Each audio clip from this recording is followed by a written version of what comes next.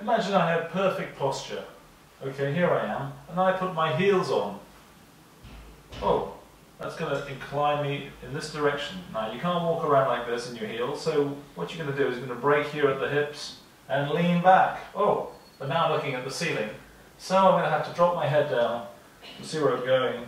Oh, well, I'm looking at the floor, so I'm going to lift my head up and see where I'm going. And that, ladies and gentlemen, is average posture. Good evening.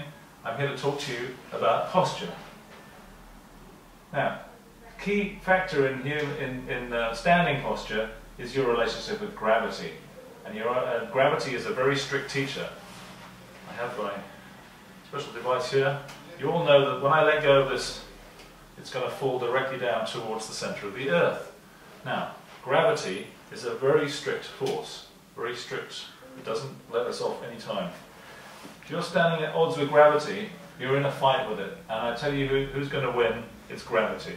So, typically, look at my trousers, look at the seam of my trousers, my hips are in front of my knees are in front of my feet, my knees are locked, and I'm thrusting my chest, my pelvis forwards like that. That's a very common pattern that you see.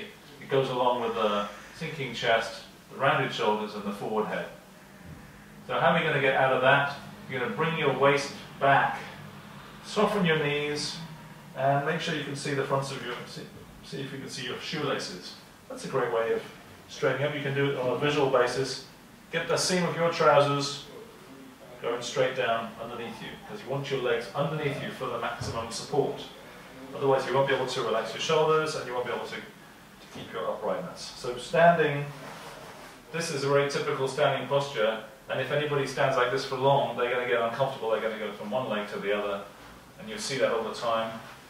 Hand to lean on something, finding somewhere to sit down. It's a product of the pressure that gravity is placing on your body. From the side, there's more pressure on the lower back and the neck here, because that's where the curvature of your body is the most exaggerated. And that's where you're going to get problems. And that's where people get problems, isn't it? So locking your knees is something very, very common. You feel like more secure perhaps when you've locked your knees, but then you've also paid a price. The price is you can't move your hips. If you lock your knees and try and wiggle your hips, it's not possible. If you want to wiggle your hips, you've got to have softer knees. Softer knees. So letting the weight down into the ground rather than trying to hold yourself up against gravity, work with gravity, because gravity is a strict teacher. Are you standing on your own 2 feet?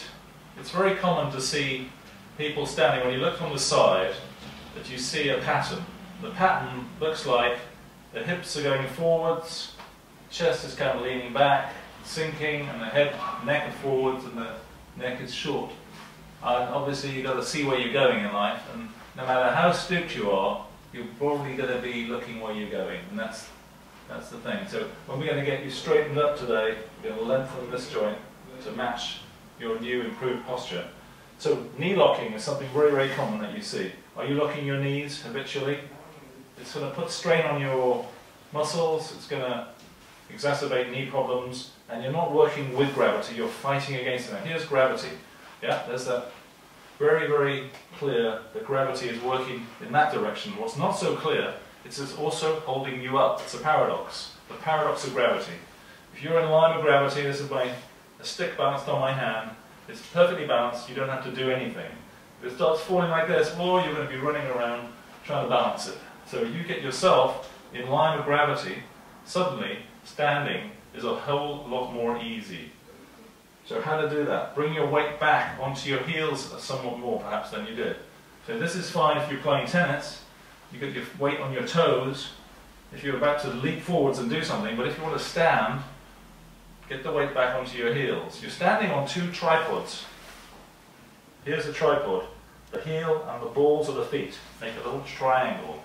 You're standing on 2 triangles.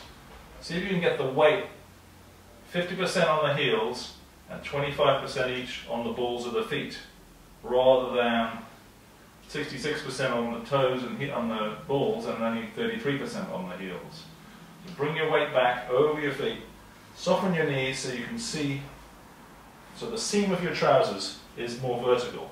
You look down, you're seeing this sort of thing, it's probably because you're sagging in the middle and going into that very average kind of posture, which is not helping your upper body, it's not helping your breathing, it's not helping your neck and your shoulders. There's a lot of standing that needs doing, and we're going to do it properly.